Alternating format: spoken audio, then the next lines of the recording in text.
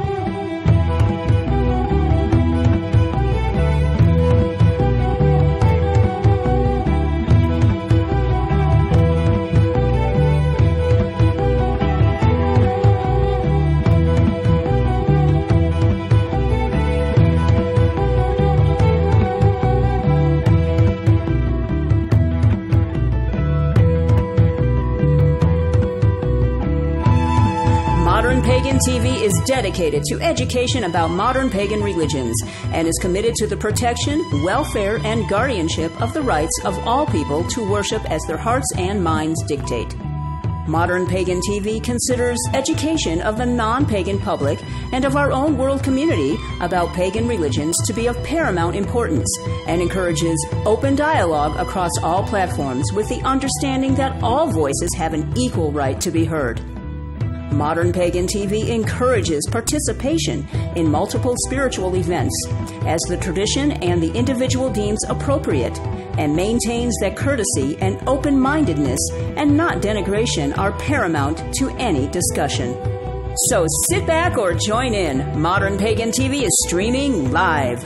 The pitch got higher, all the drums went out to the edge, and it got higher, and it got loud, and the girls were out screaming and, shrieking and dancing. And when it got to this peak, it just stopped, dead silence. It was beautiful.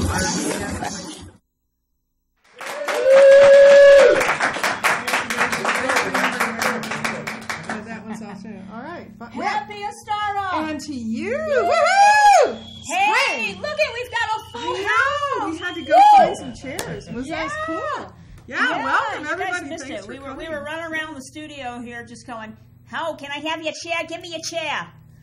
We've got our crew standing up. I know. All the chairs are over here. We've got a house full. Yeah, how's that? I'm so happy. Yeah, it's exciting. So our chat room is up. Yes. And something really fun, if you haven't noticed it, that we can go to the page and you can watch live and chat. Yeah, that's new. Kind of like what we're doing right now. Chat. Yeah, kind of like that. Yeah. I like that. So you're not going to miss out on anything. You can chat and talk to us. And if you notice, too, to go along with the season, I kind of did some changes. I know. I Look, saw we got this really pretty green fabric back here. Yeah. Isn't it? It looks like it's got little eggs on it. Or whatever. Raindrops. Yeah. Yeah, and roses. I like it. I've got two other colors of it, like a lighter green and a purpley blue kind of thing, too. So we'll probably switch off, And all the flowers? Yes. Mine are coming up in my yard already. Oh, I know. I've got the narcissus and the little tiny grape hyacinths. We don't have any crocuses, but... our crocus are up. Yeah, I brought... Your crocus? Crocus. What's the plural? Isn't that a game?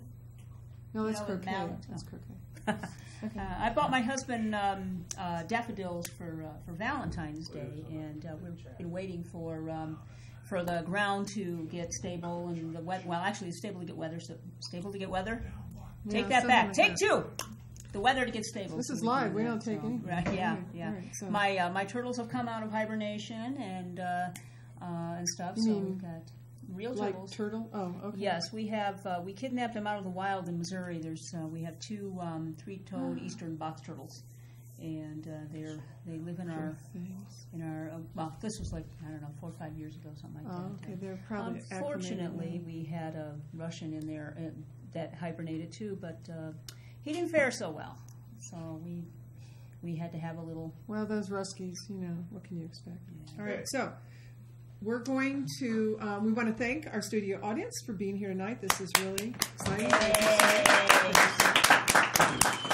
And we want to remind everybody that they can Skype in. We're all set up and ready to go with that. And if you'd like to be a member of the studio audience, let us know. And if you'd like to be on the show, we would like to know representation from the community. So that would be great. So we're going to do timely tips. We're actually going to start off with timely tips tonight. Oh, yeah, fabulous. So, and when I was trying to decide because I had two hot topics I wanted to talk about tonight. Okay. So I decided I'd just go ahead and do both of them.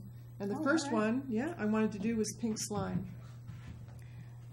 You know what pink slime is? Yes, I saw it. Yeah. Oh, is this my scary? God. Oh, it was so disgusting.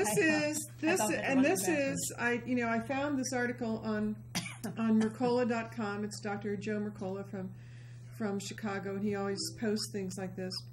And what pink slime got its name because it's beef trimmings, whatever that means. The USDA has purchased 7 million pounds of pink slime to go in your child's school lunch. Okay. 7 million, yeah. I think I'm going to be sick. Yeah, not on set. You have to go off. And pink slime looks a lot like, it's pink and it's slimy looking. So, bubble gum. It's the color of the bubble gum that you used to get, and it's probably about as good for you. The USDA allows it to make up 15% of any given beef product, and it saves about 3 cents to the producer per pound of ground beef. And it's made by a company called Beef Products Incorporated, and it isn't the first time. They've actually been doing this for a long time. It's just kind of come out about this. I think most people who ever ate in the cafeteria at school talk about mystery meat. Yeah. Yeah, well, there isn't so much of a mystery about it anymore. And putting the yuck factor aside, there's some actually valid reasons why anyone, let alone children, should be eating this. 2 microbiologists, the guys that study, germs, somebody named Carl Custer and Gerald Zernstein, hope I pronounced that right, actually were the ones that coined the term pink slime, and they did a study on it, and they found that it was a high-risk product.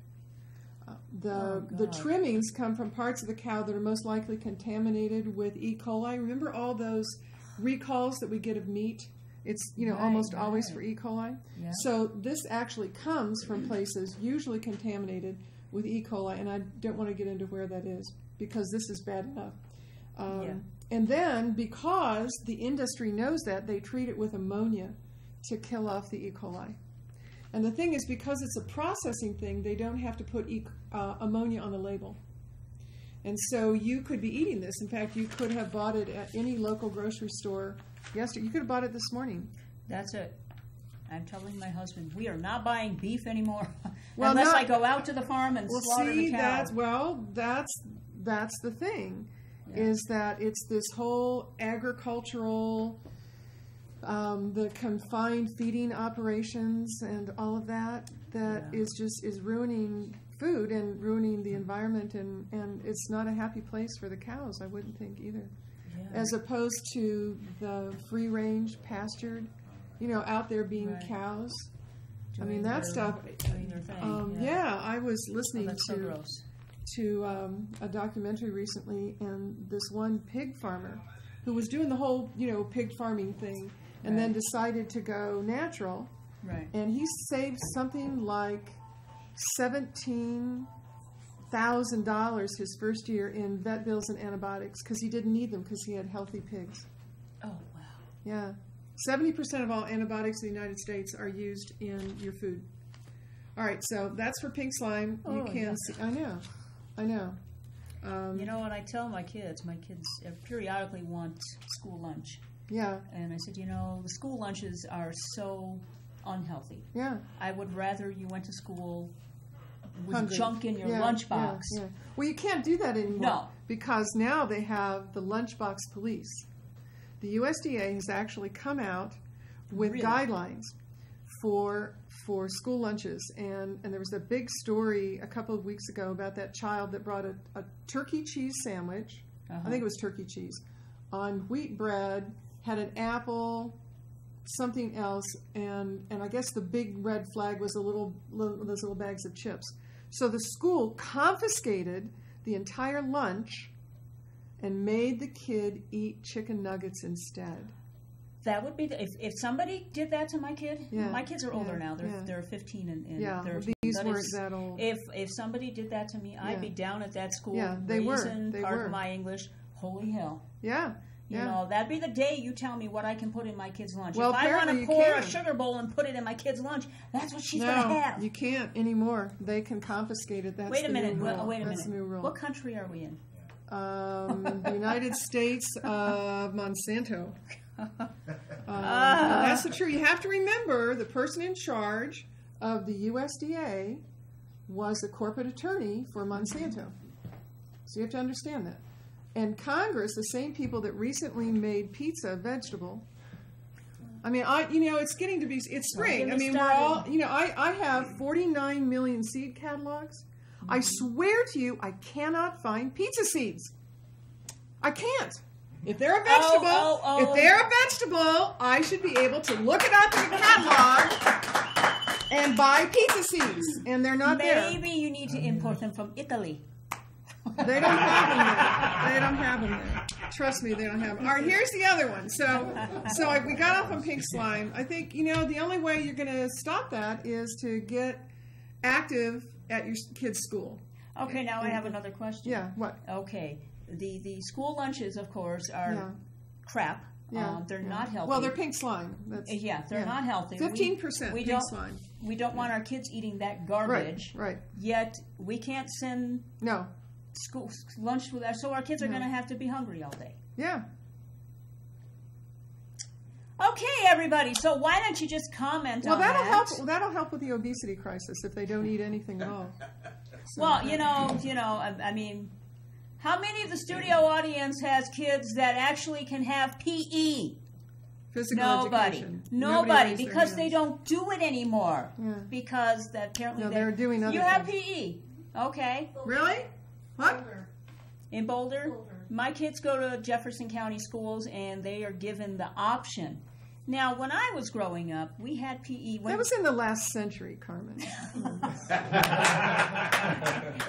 Well, I keep forgetting the last century was I know, it was 12 years ago. You're hearing all these stories about PE, physical education, coming out of the schools to make more time for the brain stuff. Never mind the fact that our kids can help their brains by getting off their duffs and going out there and exercising and climbing that rope. I hated climbing rope because I never could because I'm little. But and I know that's not an excuse. I just could never do it. I was going to say, that's a lousy excuse. We did it. We did it. In junior high and in high school, you had physical education every day. When you were in the younger grades, once a week you went to PE, or as the kids called it, gym. Yeah, gym. I remember gym. Yeah. And they're calling them special classes where you get to go to music and you get to go to library and art and da-da-da-da-da. And now they're taking all of this stuff away, and it's like, and then we complain about Well, we have to have more time to prepare pink slime. That's why they're doing that. Okay, this is, it's beef trimmings and ammonia.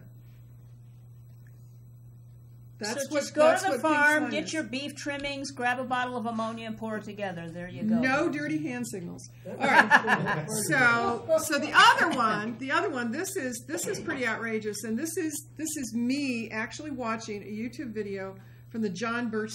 This is me and the John Birch Society. And if you don't think that's funny, you haven't. Well, actually, this is a very serious thing. I'm very concerned about this. And so, Dan, go ahead and hit this. This is really scary.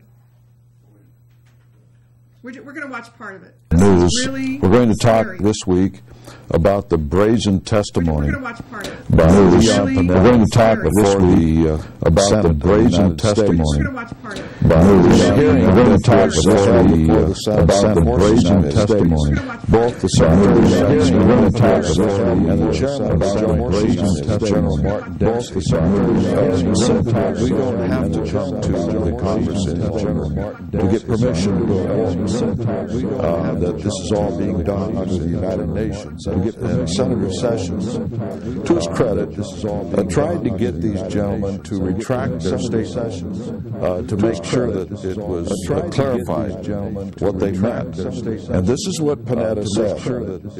You know, our goal would be to seek international permission, as opposed to congressional. And we would come to the Congress and inform you and determine how best to approach this, and whether or not we would want to get permission from the Congress. So now the Secretary of Defense, the Joint Chiefs of Staff, the President of the United States, who has also iterated that the Libyan action was a result of the United Nations Security Council, and he doesn't even need to get into the Constitution sending American troops to war. These sorts of things are happening now. And Congress has got to step up and say, thus far and no further now. This is the kind of thing that you get as a result when you think in terms of, I don't want to be an isolationist. You're not being an isolationist, you're being a constitutionalist. You're saying you cannot commit troops from the United States of America until you have a declaration of war by the Congress from the United States. Okay, Okay, well, so we'll get back to that. I know we're gonna Yeah. we're gonna get back to that. We're talking. What we're going to be talking about in this is the our own people have said that the United Nations has the right to send America to war and to send our soldiers, our Marines, our airmen to war wherever they deem it necessary. Oh boy. And so I actually have a little page that I'm going to put up on the Constitution of the United States. I think I'll just bold the part where it says Right. Congress shall. All right. Right, So right. we're gonna try this again. So let's hear it. Well, welcome to another week's analysis behind the news. We're going to talk this week about the brazen testimony by Leon Panetta before the Senate of the United States. In a hearing that was held before the Senate Armed Forces Committee, both the Secretary of Defense, Leon Panetta, and the Chairman of the Joint Chiefs, General Martin Dempsey, said that we don't have to come to the Congress any longer to get permission to go to war, that this is all being done under the United Nations. And Senator Sessions, to his credit, tried to get these gentlemen to retract their statements to make sure that it was clarified what they meant. And this is what Panetta said. You know, our goal would be to seek international permission as opposed to congressional. And we would come to the Congress and inform you and determine how best to approach this, whether or not we would want to get permission from the Congress. So now the Secretary of Defense, the Joint Chiefs of Staff, the President of the United States, who has also iterated that the Libyan action was a result of the United Nations Security Council, and he doesn't even need to get into the constitutional arguments relative to sending American troops to war.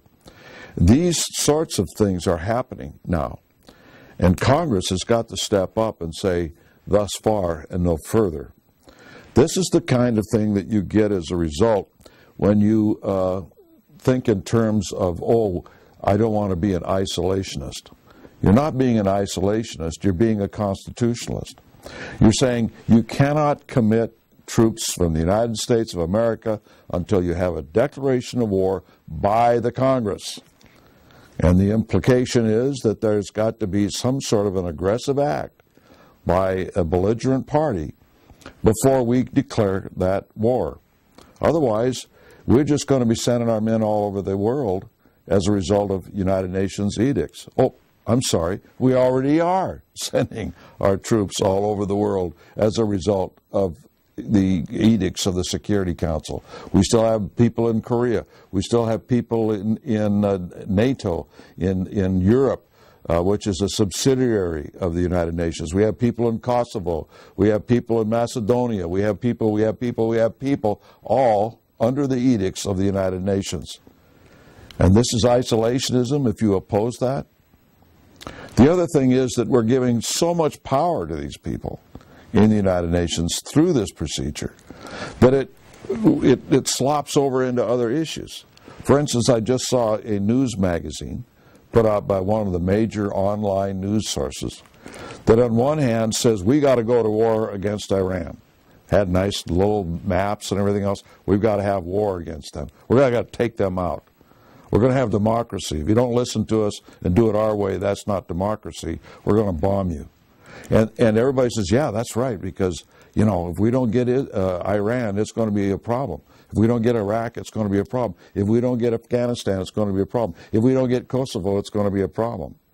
And yet in the same newspaper, in the same magazine that's talking about bombing Iran, it says the UN is trying to take control over Americans' domestic right to keep and bear arms, that they want to confiscate American firearms out of the hands of the private citizen.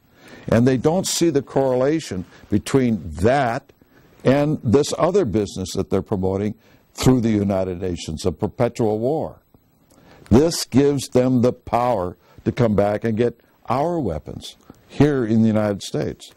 And we say, well, we're going to war to stop terrorism and that sort of thing. And then that argument runs out because we don't find any terrorists until we get there, and then we produce terrorists by some of the things that our guys do overseas. This recent killings in Afghanistan. You can well imagine the waiting lines to sign up for the terrorist organizations now as a result of acts of going out and slaughtering women and children by one of our armed forces.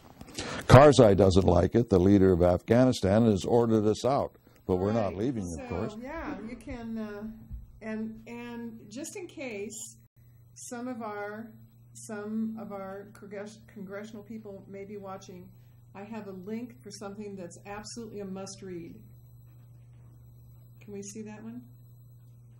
Oh, we're working on it. Okay, we're working on that. So, if you haven't read this document, or you haven't read it lately, then I think it would be a really good idea. It's the one that starts off with "We the People."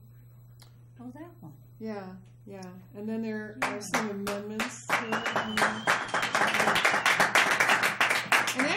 And actually, we get to be here doing this because of the First Amendment, the freedom of religion and the freedom of speech. So, yeah. So. And anyway, so that I couldn't decide between the two, so I thought, I would just do pink slime and then the non-pink, but also slime. Yes, yeah, indeed. In the Beltway Bandits in Washington. So, oh my goodness. And it is just remember, it is a re-election year, so just keep all that in mind. Mm-hmm. You have the power to vote. So, all right. We're gonna go to commercial, and when we come back, you're going to do something really exciting with clay pots and paint and... Indeed. Are you going to get naked and paint or... No. Oh, darn. No, not this time. Well, in the spring, I thought, you should come out and, like butterflies, emerge from the... Well, I am a face painter and a body painter. No, body right painter? Now. Oh, yes, all right. Fun. All right. So, when we come back, you promise to body paint somebody? No. I'm chasing twisters down an avenue. You're watching Modern Pagan TV. If you'd be interested in advertising on our program or becoming a sponsor, please email info@modernpagan.tv. We'll be right back after these important messages. Same communication to your unspoken voice. You can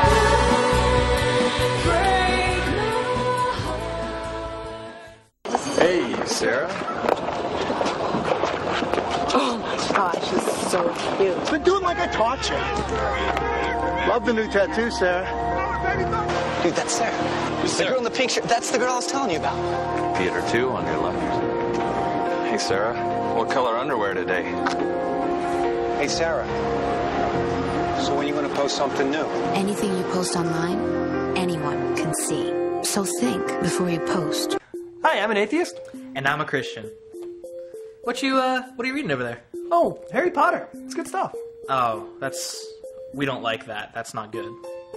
Well, why not? Well, it's got all that violence and stuff in it. If people die, we can't have this. Young kids are reading this. Well, yeah, but aren't there entire chapters in the Bible there about cities being laid to waste and stuff? Well, yeah, but I mean, it's for a good reason. I mean... Yeah, sure. Yeah. All right, sex. There's tons of sex in that, I'm sure. Secular book. It's got to be sex. Actually, there's no sex whatsoever in the Harry Potter series. All right, well, magic. You can't deny magic. Tons of magic. Devil and magic go hand in hand. I mean, come on. What exactly do you call it that God does? Miracles. Right, so he says something, and then something mysteriously happens. Yeah, pretty much. Magic. That's magic, right? Scooby-Dooby-Doo, where are you? The world is going to end now. Hey, what do you think you're doing? I have begun a new religion. Here is a pamphlet. It clearly states the path of enlightenment is worth $20 to me. Why, that's completely within your right. Have a nice day.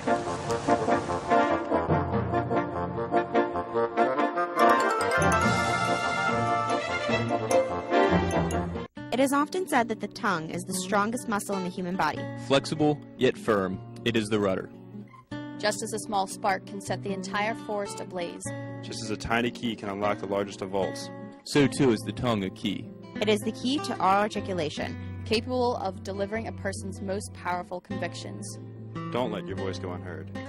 This message is brought to you by the NAB Education Foundation, the Broadcast Education Association, McCormick Foundation, and this station. Our forefathers fought to guarantee the right of religious freedom for all Americans. The separation of church and state, as guaranteed in our Constitution, must be preserved.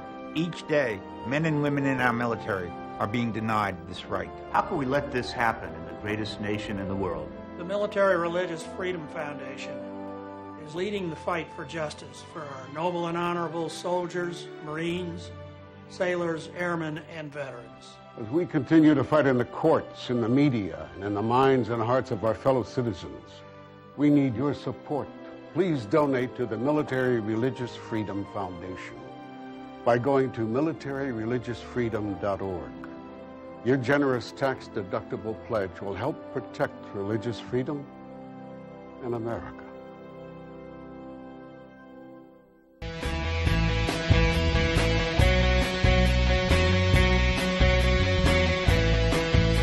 I'm chasing twisters down avenue. If you like what you see here, please donate to modernpagan.tv. Just go to our website, www.modernpagan.tv, and look for the donate button. We appreciate your contributions to keep modernpagan.tv on the air and on the internet. And now, back to live modernpagan.tv.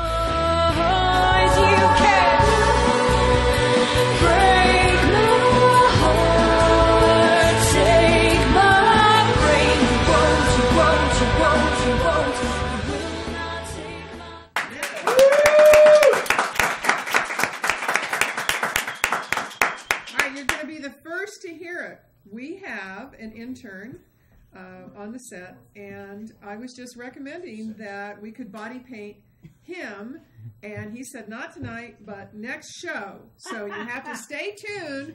We're going to body paint on our very next show. So I'll bring all my face paint, body paint stuff. With that said, let's go to Carmen and intern Dan. I guess that'll be next week. Or next week. So, yeah. 2 weeks. That'll be our Crafty Kitchen Witch. Yeah, absolutely. Body I don't know painting. about that, but Body whatever. painting. Body painting. If he doesn't care, I don't. Okay, so Your of husband course- doesn't care. Nah, he doesn't. Or his wife. I have no wife. I'm single. Okay. Anyway, everybody, this is intern Dan, and he's one of our interns from the Ohio Center for Broadcasting, and he's here to. He's been with us since just about the Since very the beginning, helping us out mostly behind the scenes, and periodically we're going to use him in front of the scenes. Yes.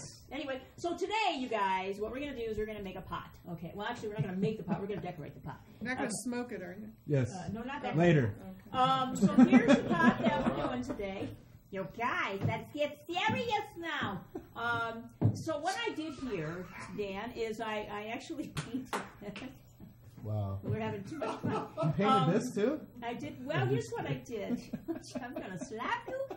I painted the pot, and right here we've got the purple pot. That's cool. So this is what it looks like underneath. I'm gonna put this back down again. Purple Urkel pot. And then what we did is we decoupaged fabric on top. Here's the fabric. Cool. And we decoupaged it on top with one of my favorite kind of decoupage. And this one has a sparkle in it. You might not be able to see it very good. Oh, I guess you can see it. Okay, cool. And then I wrapped some ribbon around the top, and I glued these wonderful little buttons on top. So it's a nice little springtime pot. And later on, I will, when I get home, I will plant seeds inside. I picked out a perennial mix and a garden mix and something that I can't pronounce. Cleome? Yes. Okay. And then snapdragons. I love snapdragons. They're cute. They're so cool. pretty. So what Dan is going to do right now is he's going to, we're going to have him, this is going to be fun. We're going to have you decoupage the fabric on.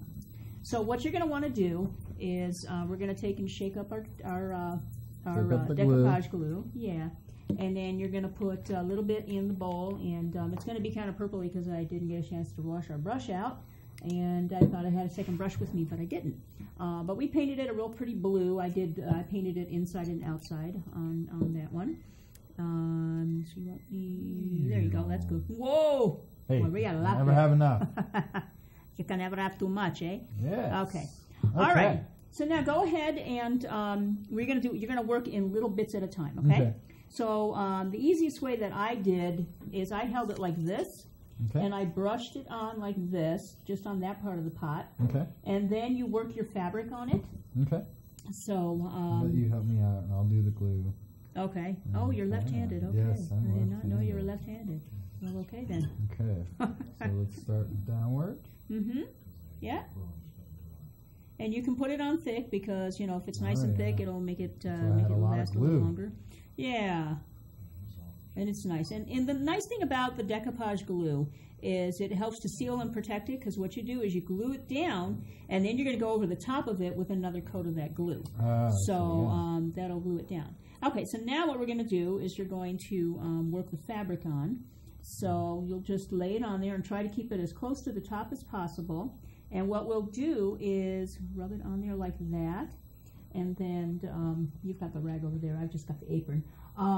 We will take scissors periodically, because you notice on here there's you might not be able to see too good. I think I did a real good job of cutting it and then kind of pressing it down with the glue. And you really can't tell from too far away. If you get real close, you can tell. So how's that working out there? So what we can do is we can kind of trim this, because it's kind of buckled up right there. So you're just going to take and you're going to trim it, and we might have to trim it a little bit more. My big old elbow's in the way here. Or big old elbow. I have a big elbow.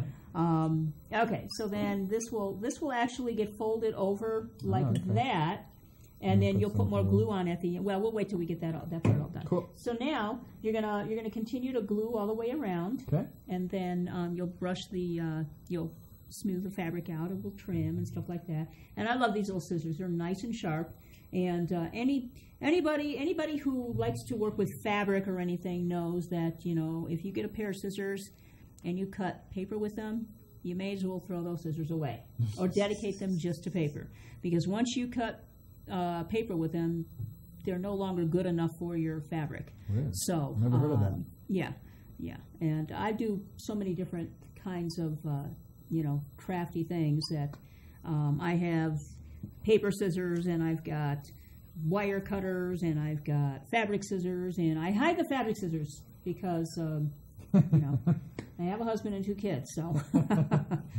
Awesome. Is that good enough? Yeah, I think so. And then we'll put some more down there. And it's so nice because it's the time of year, where you're going to start planting things and everything. My, as I said before, some of my stuff is coming up. The grass is turning green and everything. Okay, so, and see, as you notice, the fabric is bunching up on its own. Yeah. So you'll know where you need to trim it or put a little cut in. Okay, so we'll put a little cut right. Yeah, let's turn it all the way this way a little bit so I can get a better. That way we're not looking at my arm. Okay, and then you can just smooth that down and then bend the fabric over the top, and it'll work just dandy. You got a garden at home? No. No? I used to. Did you? Yeah. When I was younger. Where? As a teenager. When he was younger. He's all of what, 10? Yeah, we had... That's what you call it. No, I'm just kidding. We had such an awesome garden last year. I became a zucchini pusher. I kid you not. I mean, I'd go up to people on the street and open up my trench coat. Hey, want a zucchini? Yeah. I mean, these things were huge. I heard that about you, Carmen. Yeah. Trench coat mafia. Zucchini. Zucchini mafia. Yeah. Zucchini mafia. There we go. We'll put a little bit in there, a little bit more in there. Yeah, definitely. See. And one of the things you want to make sure, boys and girls of all ages, is when you're working with decoupage glue, is make sure before you put the lid on permanently that you wipe it off. Otherwise, you might not get back into that jar.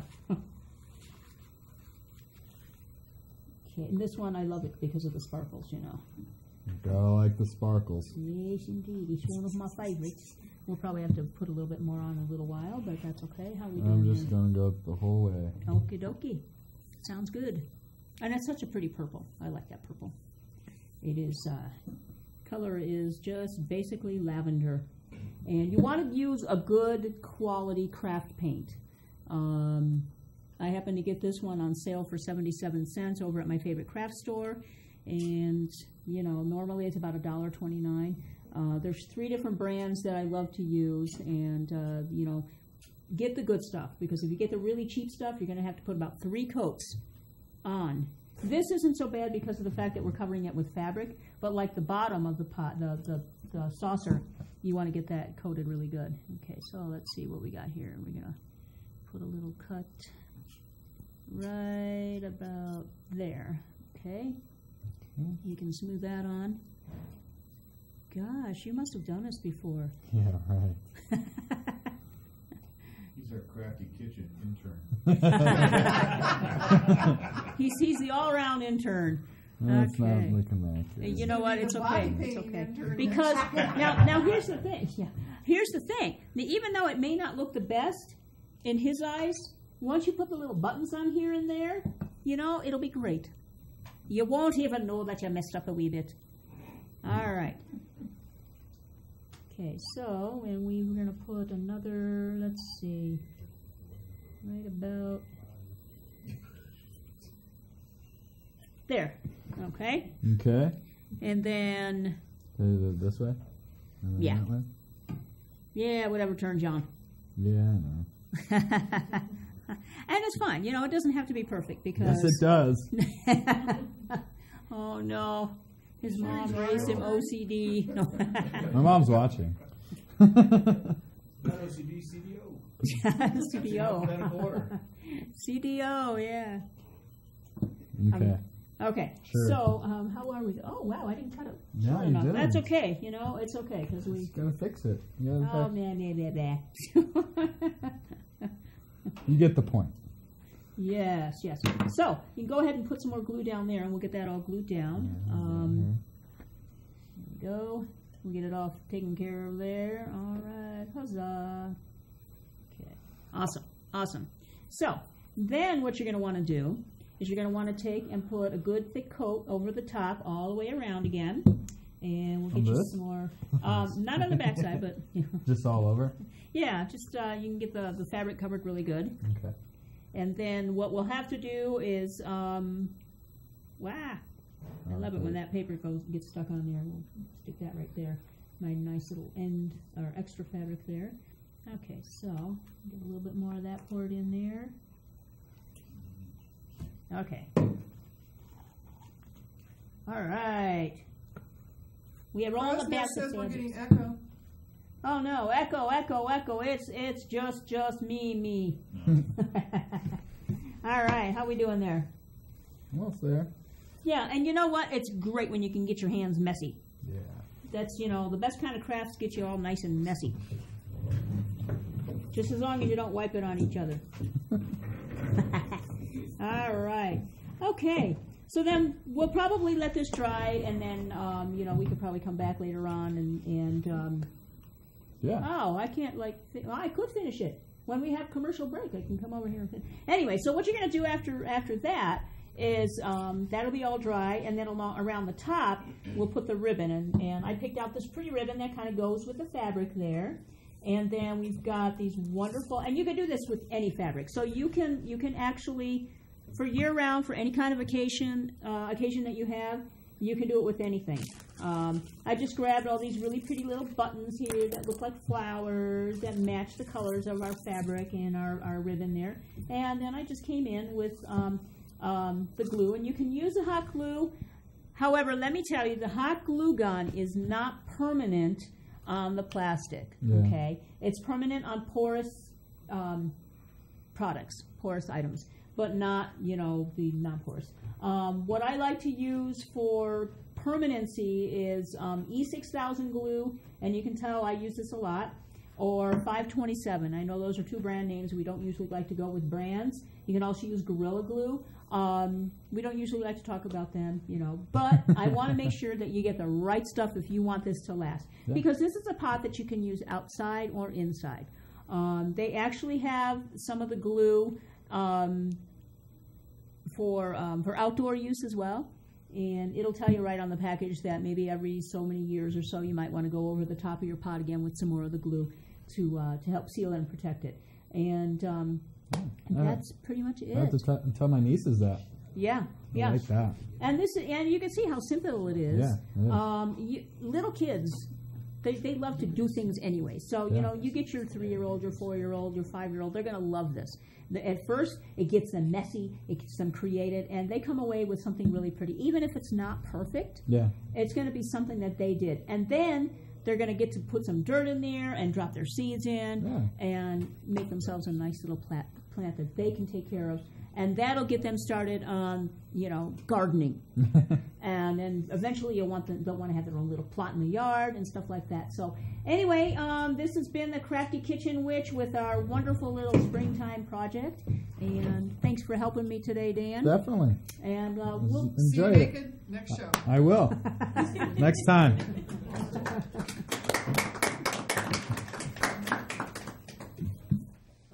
All right, super.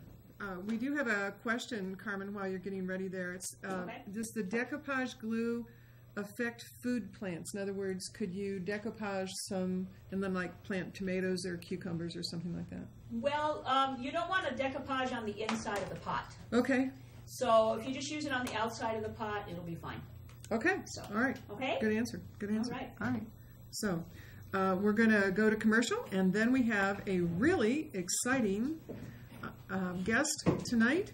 We're going to be talking about runes for transformation. And a lot of the things that you think you know about runes probably isn't true. So we're going to find out all about those just as soon as we come back from commercial. There is one question I want to answer while we're doing that. There's a question about the clip we played from the John Birch Society asking whether or not I agreed with them and, you know, are all pagans members of the John Birch Society. I don't know anybody who's a member of the John Birch Society, whether they're pagans or not pagans. I just thought that it was interesting video clip that we have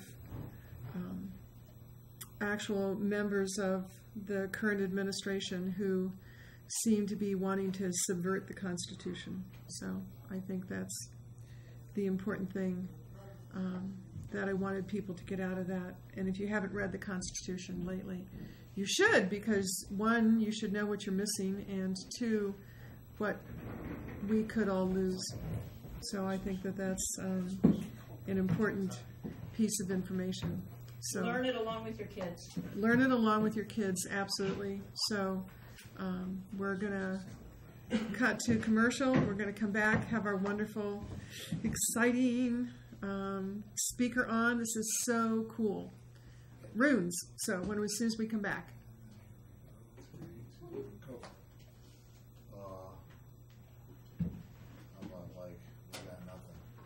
There we go. We're good.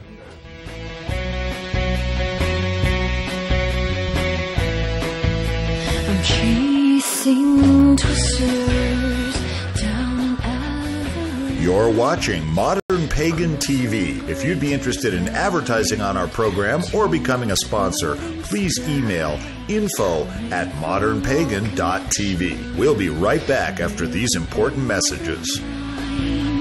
Same communication to your unspoken voice. You can't break my heart. Hey, Sarah. Oh my gosh, she's so cute. But do it like I taught you. Love the new tattoo, Sarah. Dude, that's Sarah. The girl in the pink shirt. That's the girl I was telling you about. Theater 2 on your left. Hey, Sarah. What color underwear today? Hey, Sarah. So when are you going to post something new? Anything you post online, anyone can see. So think before you post. Hi, I'm an atheist.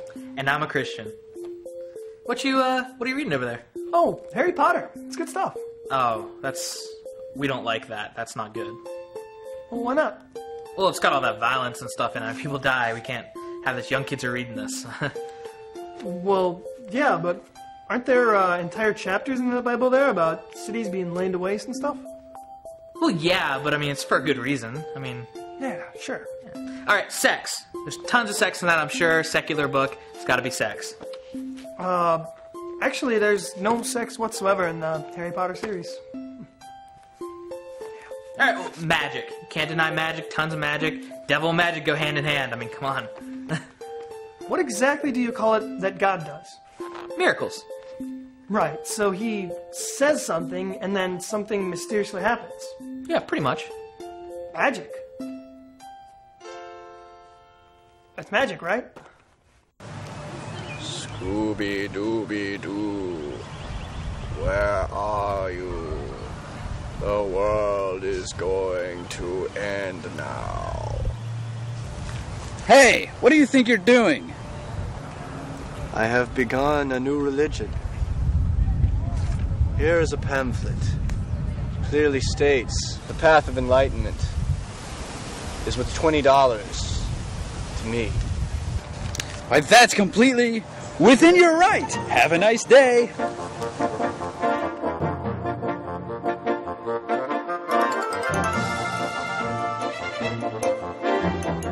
It is often said that the tongue is the strongest muscle in the human body. Flexible, yet firm, it is the rudder. Just as a small spark can set the entire forest ablaze. Just as a tiny key can unlock the largest of vaults. So too is the tongue a key. It is the key to all articulation. Capable of delivering a person's most powerful convictions. Don't let your voice go unheard. This message is brought to you by the NAB Education Foundation, the Broadcast Education Association, McCormick Foundation, and this station. Our forefathers fought to guarantee the right of religious freedom for all Americans. The separation of church and state, as guaranteed in our Constitution, must be preserved.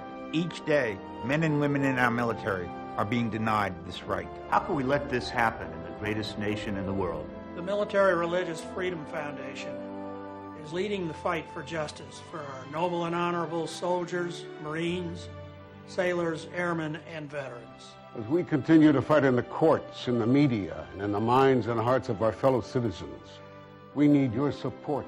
Please donate to the Military Religious Freedom Foundation. by going to militaryreligiousfreedom.org. Your generous tax-deductible pledge will help protect religious freedom in America.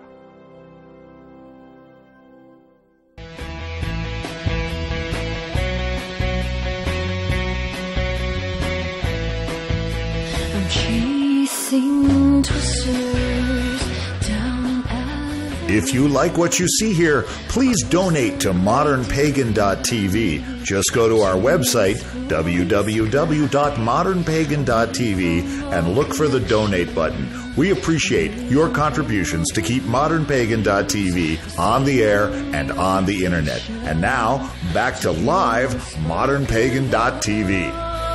eyes you can break my heart, take my brain. You won't, you will not take my courage.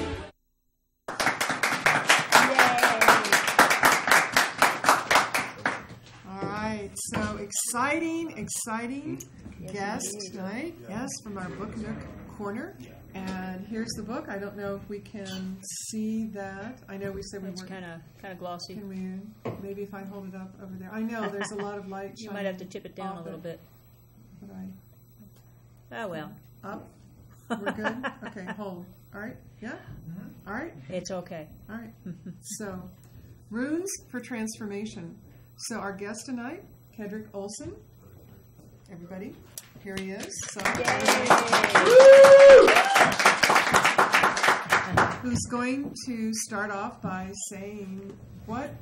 I mean, Olson kind of sounds very Norse-ish. Indeed, I to have me. Swedish and Danish heritage. Oh, all right. In fact, the name Kedrick is a Danish name, but so be it. All right. And So, that's your given name then. No, but Okay. it works. but he gave it to himself. So that That's works really fine. well. I love it. That is I such a think it's cool great. name. I It love is. that name. Thank you. And where did your interest in runes come from? When I was younger, my parents were very open about letting me explore spirituality to whatever I wanted to do. What I understood as spirit communication, psychic encounters, my parents took me to a spiritualist church in Denver. So I grew up thinking trance mediumship was a normal part of spiritual work. But as it didn't sit well with me, the Bible and all of the judgments that come from that, I did my own exploring. They let me. And when I encountered the runes in the Norse, it clicked. It was the right path for me, and I have been on that path for over 20 years, studying and teaching runes. That is so cool. I've always wanted to learn how to read runes. It's good that you say read runes, because we need to remember that runes were the written language of the Norse, and that is what they are primarily used for, reading. Right. In the Right. proper sense of the word reading. What do you mean by the proper sense of the word reading? Our language that we speak today, English, is actually a descendant from Old Norse. And Old Norse was the language of the runes, the Elder Futhark, in fact. We can even go so far as to say Proto-Norse. This was a language that evolved from Indo-European roots, like many of the other European languages. And as these folks encounter different cultures, specifically, the theory is the tribe called the Erlas, or as the Romans called them, the Heruli. They encountered the Etruscans, and they brought back the Etruscan alphabet to Scandinavia. And that is what is thought became the runic alphabet. And that alphabet is literally the writing of the Proto-Norse people and the Old Norse people. Oh, wow. So when I look at what later the Celts in Ireland adapted, and when I read that alphabet, and I read those words, it's the same kind of thing? No, from what I understand, the Om okay. has a different origin than the runes do. Okay. There are different languages, completely used by different cultures, and have completely different meanings and different intentions. Okay. The runes were specifically used by Germanic people, Scandinavian people, and they followed them wherever they traveled. Okay. So there are a lot of misconceptions about runes. Absolutely. Like runes were only used for like divination. That's funny. Runes being used as divination is actually a modern invention. This has been one of my personal studies since I took up runes for 20 years. Yes, I admit that I used runes for a long time as divination. But as I delved deeper into the literature and delved into the archaeology and the anthropology, there's absolutely no support for runes being used as a divination tool in any sense of the word. When we look at the literature, there's only 2 references, possibly 3, that could be considered divination. One of those is Tacitus in Germania, and there's absolutely no proof that he was actually dealing with Germanic people. He could have been dealing with Gauls. He could have been dealing with Celts of the mainland, and we don't know that he was using runes. I have a video on YouTube that discusses runes and divination, and I do a thorough analysis of one stanza from the Havamal in Old Norse and translating, which is quite often misinterpreted as when someone goes to consult the runes. And it really doesn't mean that. It's a completely different concept. But there is historical evidence, ample historical evidence, of runes being used as magical tools, transformational tools. Well, language, I mean, the written language is pretty magical. Even Absolutely. the Egyptians believed that. But there is no divination whatsoever.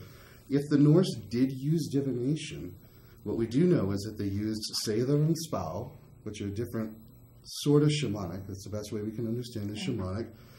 They would have used a knuckle bone called a vala, or they would have done the flight of birds, the singing of birds, horses, or as we've heard, is capturing a warrior from the other side of the warring party and having them fight one of your warriors to see who wins the battle. Oh, very Mayan. Very Indeed. Aztecian, yeah.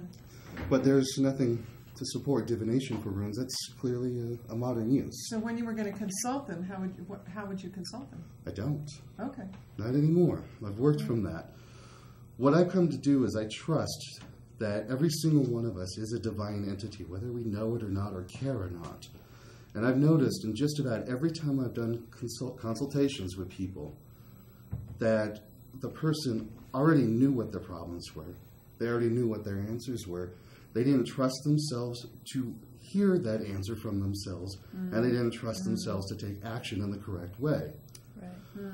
When I sit down with somebody, I simply listen to them. I help them connect with a divine part of themselves. And then we use runes in an active way to help train their mind, focus their consciousness for the efforts that they want to put forth. Okay. There's no reading anymore. That is, from what I come to understand, an excuse to get away from connecting with the divine. Right. All right. Well, that's really interesting. Well, we have a video of yours. It's really cool. It's on YouTube, and you'll find the link under guest resources. And this is the one you did on success. Indeed. And so I think that, with our 24% unemployment rate, don't listen to the feds, they're lying to you, that, and success in any of your endeavors, success in your spiritual quests, in relationships, in whatever, this would be a really good one. We're going to watch part 1 right now. So if we could have that, let's do it.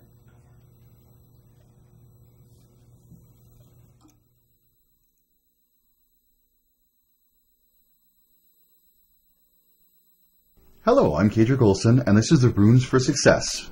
In this video, I'll show you how you can use the power of the runes to tune your mind, emotions, and how to align your spiritual being with your true road to success.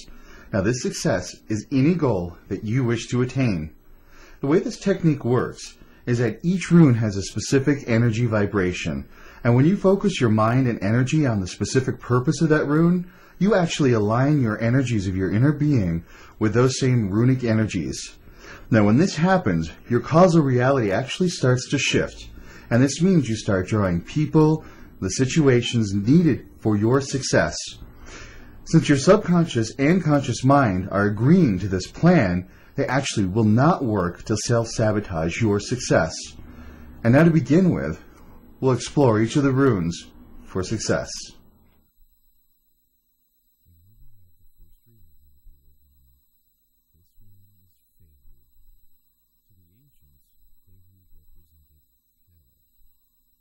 To the ancients, cattle was a means of understanding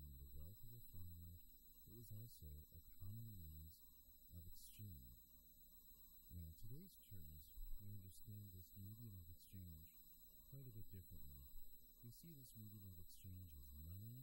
This could even be stocks and bonds. This could be goods. This could be future. Any sort of thing that we invest money into. Now, Fehu isn't limited to just money, stocks, and bonds. This medium of exchange can also be investments that you make. This could be investments in physical exercise, effort. This could be studying. This could be any time, any effort that you invest in to achieve your goal. That is the effects of Fehu. Now, the actual achieving of that goal is a different rune. This rune is called Yera. To the ancients, Yera meant harvest. This was the time of year when all of the effort, all of the work that was done, putting together the seeds, tilling the soil, making sure everything was taken care of in the soil, this was the time of year where all that hard work came to a bountiful fruition. In today's world, Yera means very much the same thing. Yera is the goal that you gain by putting the time and effort. This could be the diploma from studying very hard.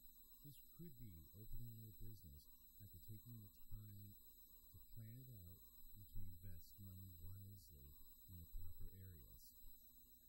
And now we come to the rune Runyo. In essence, Runyo is joy and happiness.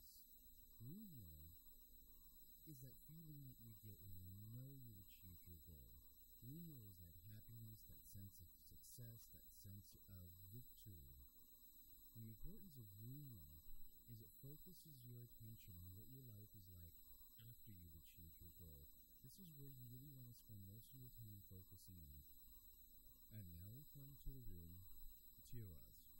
Tiraz represents the Old Norse god of Tyr, who willingly sacrificed his hand in order to bind and stop the chaotic, destructive Fenris wolf. This sense of noble sacrifice is what we see in the discipline and the effort put in by the military. Tiraz is also the road of the straight and narrow. This is your noble sacrifice you need to do to achieve your goal. Tiraz keeps you from frivolously spending money, wasting time in fruitless endeavors. Tiraz keeps you focused on your goal and doing the right things to achieve your goal.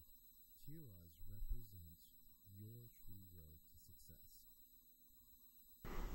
Now those 4 runes are the runes that will lead you along the road to success.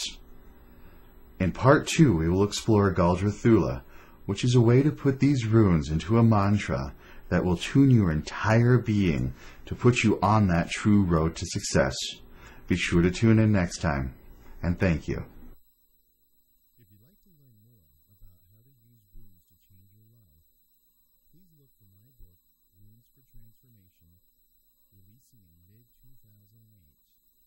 To find out more about this, check out the webpage of wiserbooks.com. That's WEISER books.com, and look up my name, Frederick Olson. Thank you.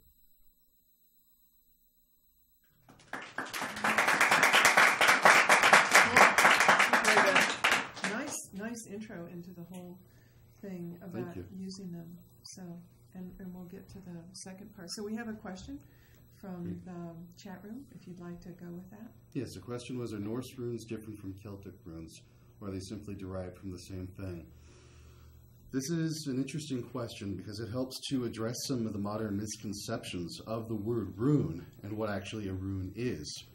If we go into the etymology of the word rune, it's R-U-N, rune. And in Old Norse, it means mystery, as in the unknowable or universal mystery.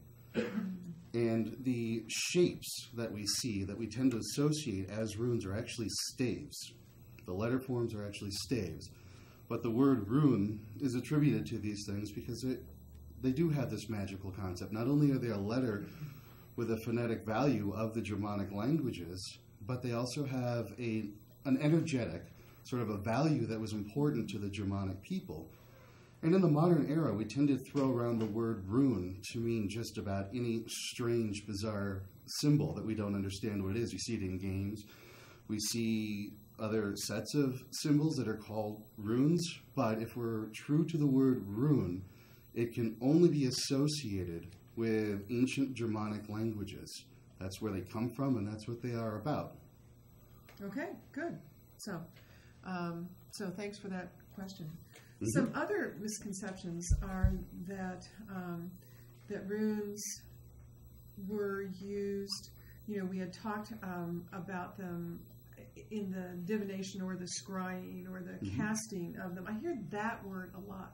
The casting of the runes. Now, is that a modern interpretation? All of that is. Any sort of divination use of runes is completely a modern concept.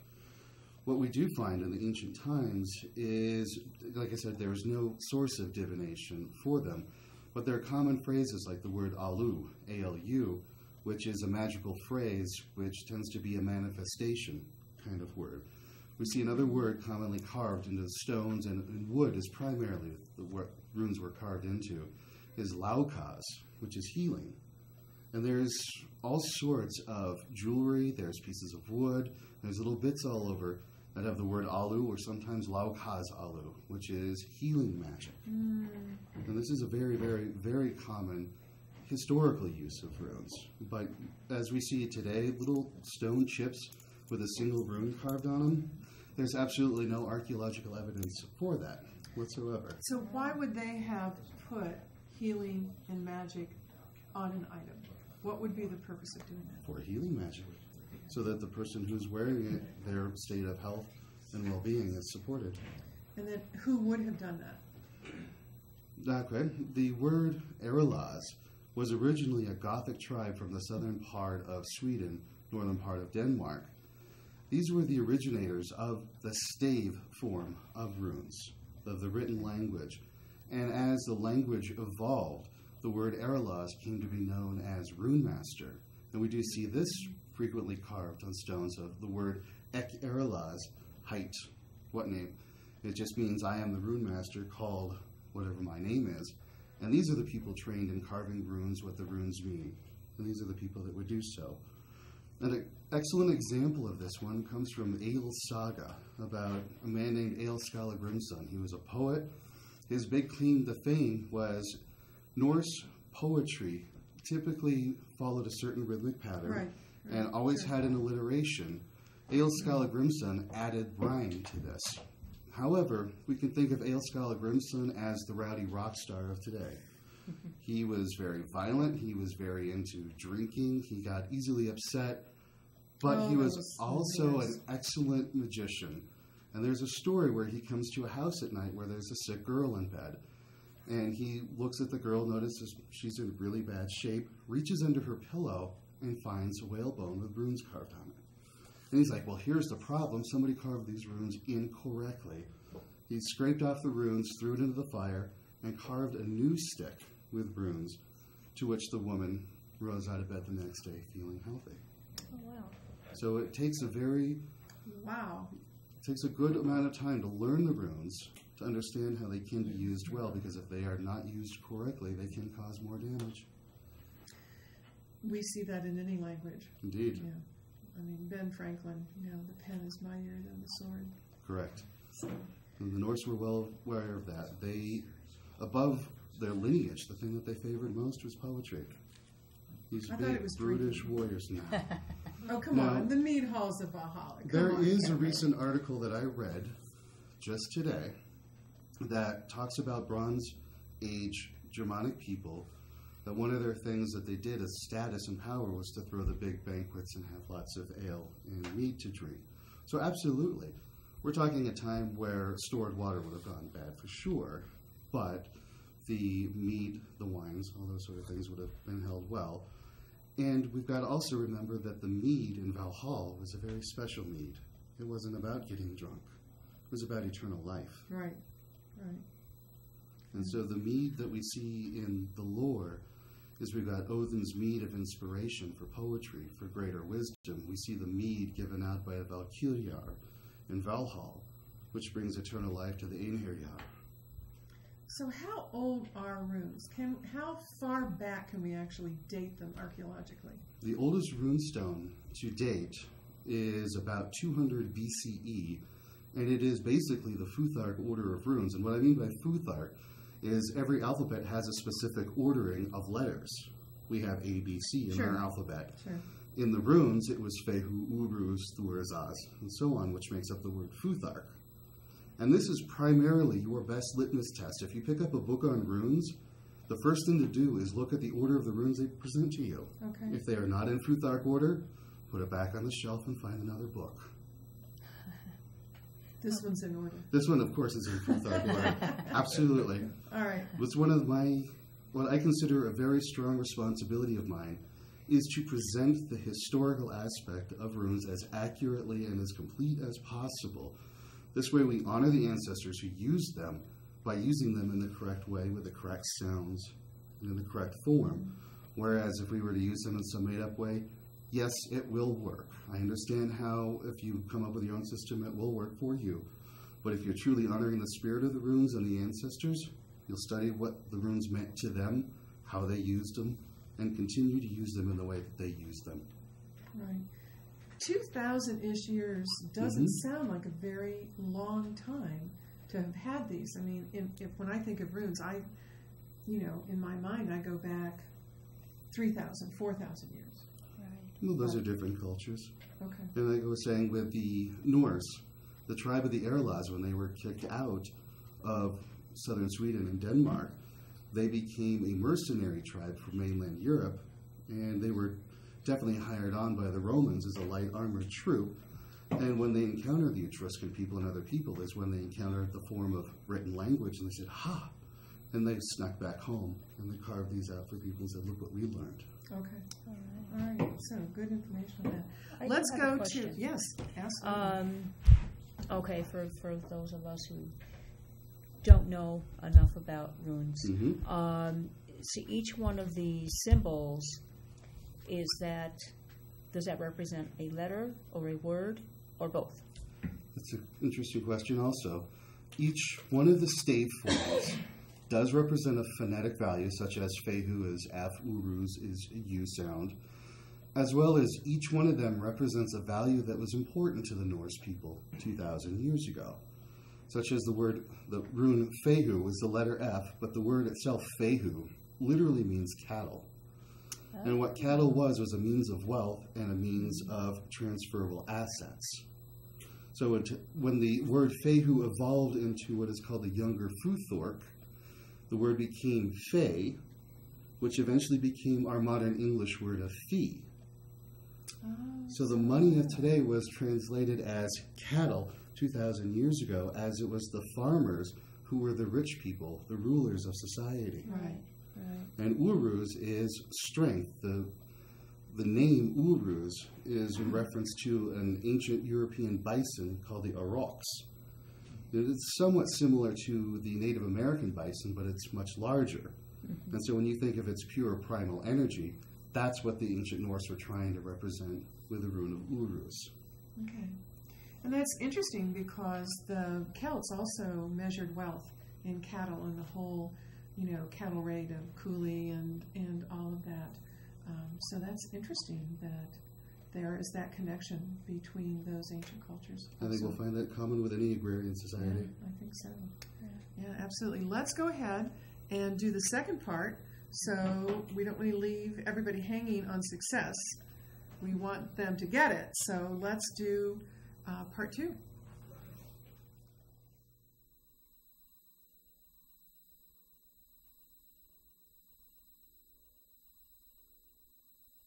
Hi, I'm Kedrick Olson, and welcome to Part 2 of the Runes for Success. In Part 1, we explored the 4 runes that made up the road to your success. In Part 2, we'll be using what I call Galdra Thula. That's a runic mantra. It's how to apply these runes into an affirmation that tunes your mind, your emotions, and your spiritual being to achieving your goal.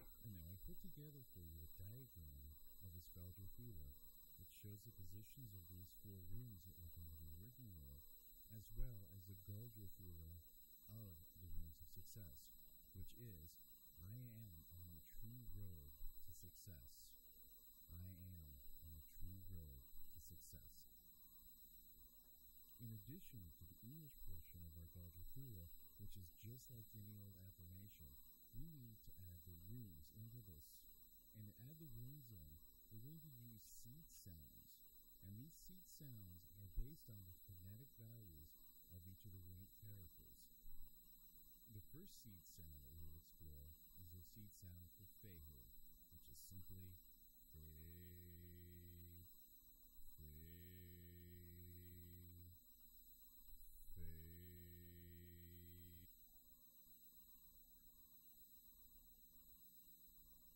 The seed sound for Yera is simply its phonetic value.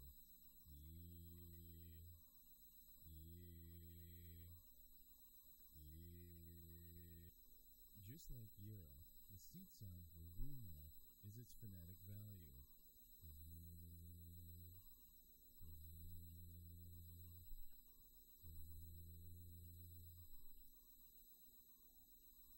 These three runes working together give us the seed sound phrase fave, fave,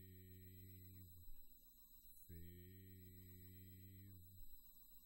Now you may have noticed that we didn't include the seed sound for Tirvaz. For Tirvaz, we include the entire phrase, I am on the true road. The phrase, I am on the true road, is the energy of Tirvaz.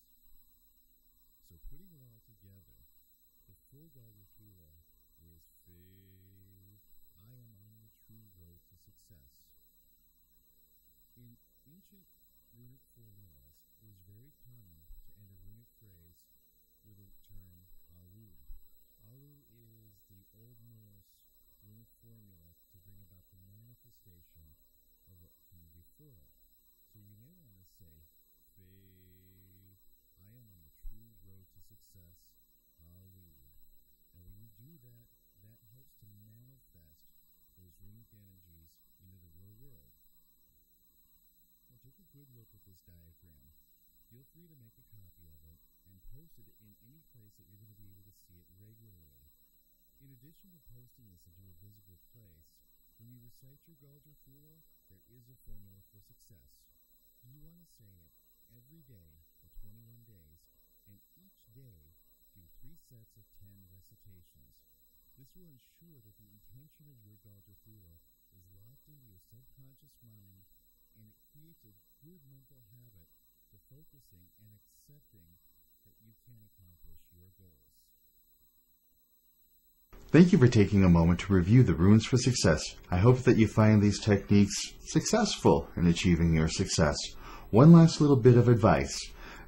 The runes and the techniques that you have here represent achieving your goal in the subtle reality. In order to actually achieve your goal, you need to get out in the real world, and you need to do the work necessary to achieving your goal. It is possible if you do all of these things together. Now please feel free to leave me any comments or questions, and I'll see what I can do about answering them personally. Thank you. If you'd like to learn more about how to use runes to change your life, please look for my book, Runes for Transformation, releasing in mid-2008. To find out more about this, check out the webpage of wiserbooks.com, that's WEISER books.com, and look up my name, Cedric Olson. Thank you. Good.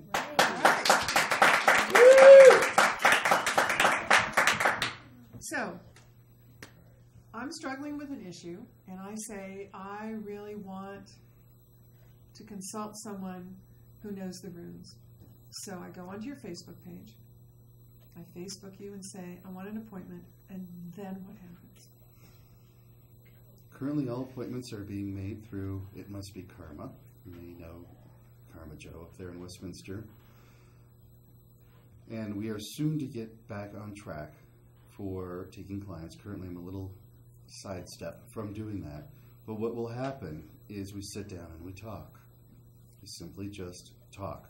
You tell me what the issues are. And that's face-to-face. We meet someplace. Face-to-face, yes. Okay. You just tell me what your issues are. Okay. I listen. Okay. I am trained as a counselor. I do have training and certification in transpersonal hypnotherapy, right, which is a big part of what went into Runes for Transformation. It is still using runes in the historical way, but using some modern mind technology, which is what we would use in the session if we needed to do a bit of work going in and getting yourself out of the way so you can speak than we would. And then through listening, I've got some tools that I use that I'm currently writing a book about called the Gingamli Bond. It's one of my own words. It's a Kedrickism. Okay. And this is a counseling tool for me to let me know what sort of a phase a person is in and what runes will benefit them to move into the next phase and how we could use them. And then we would construct a Galdra Thula, or we would do some sort of energy work. But we have to remember that if we're doing energy work, the energy is simply a metaphor for something going on in the psyche. Right. We are just modifying the way you perceive the world and the way you're allowing yourself to interact with the world. And thereby, that you are the sacred divine being creating your own reality from that. I just said, hey, go there and do it. Right. Right. Quantum physics, I think, supports that whole concept. Yes, I zero-point field. do think that if the Norse had continued their tradition uninterrupted, that we would be seeing a lot more runestones carved with Dremel tools, that we would be seeing the application of a lot more scientific ideals.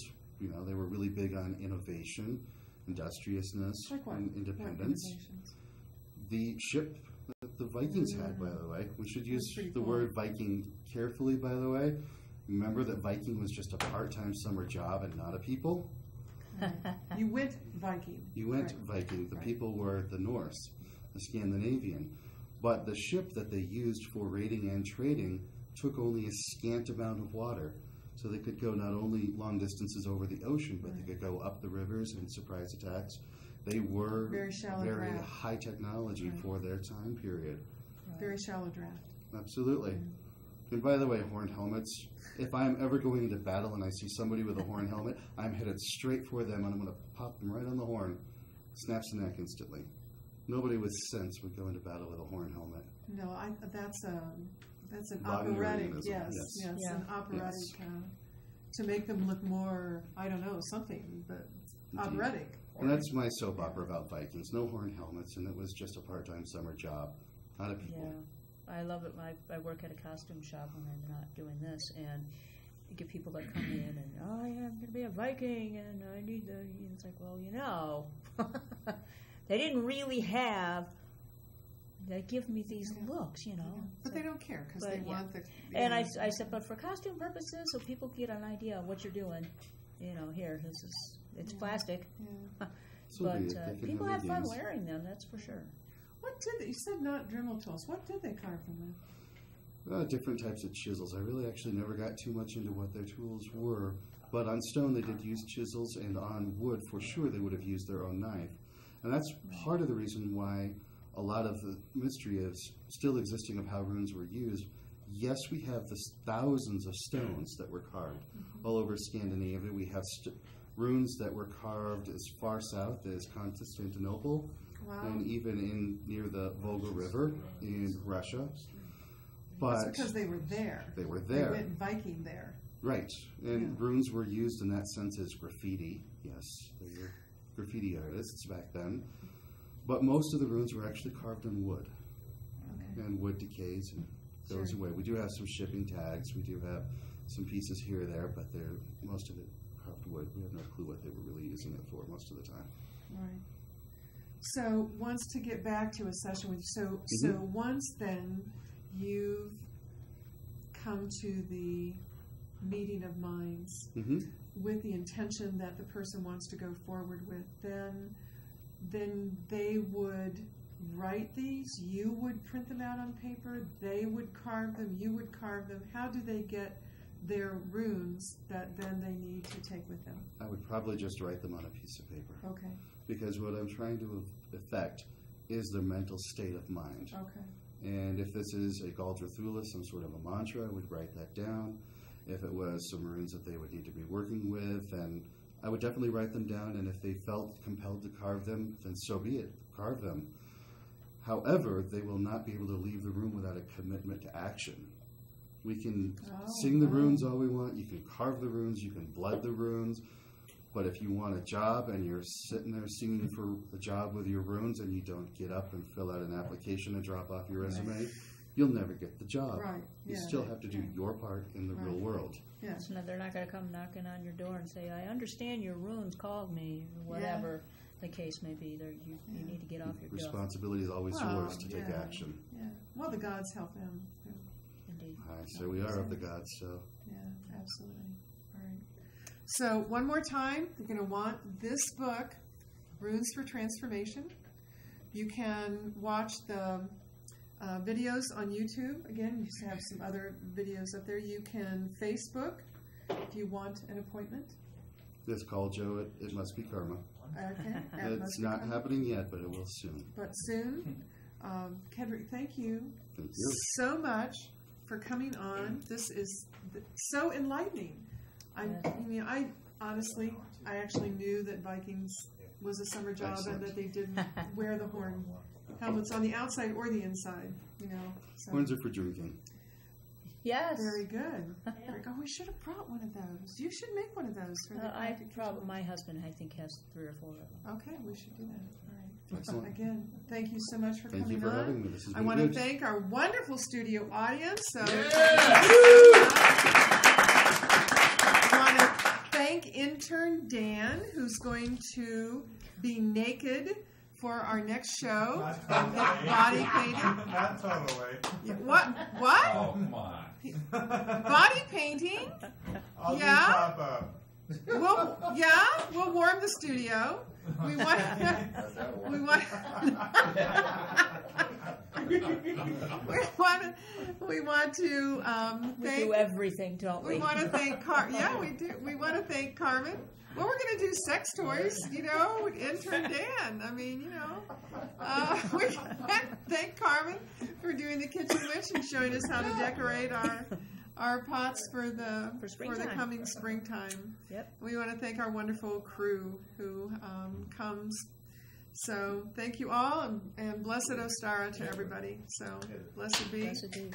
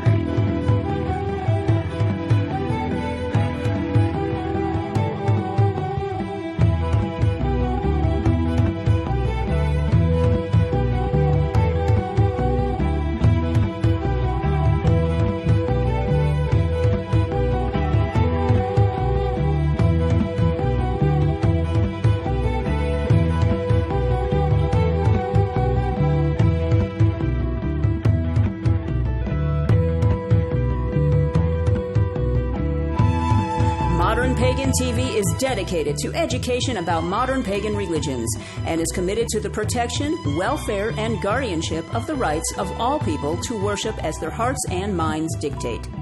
Modern Pagan TV considers education of the non-pagan public and of our own world community about pagan religions to be of paramount importance and encourages open dialogue across all platforms with the understanding that all voices have an equal right to be heard.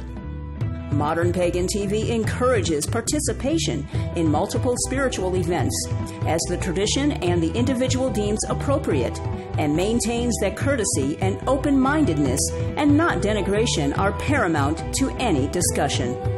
So sit back or join in. Modern Pagan TV is streaming live.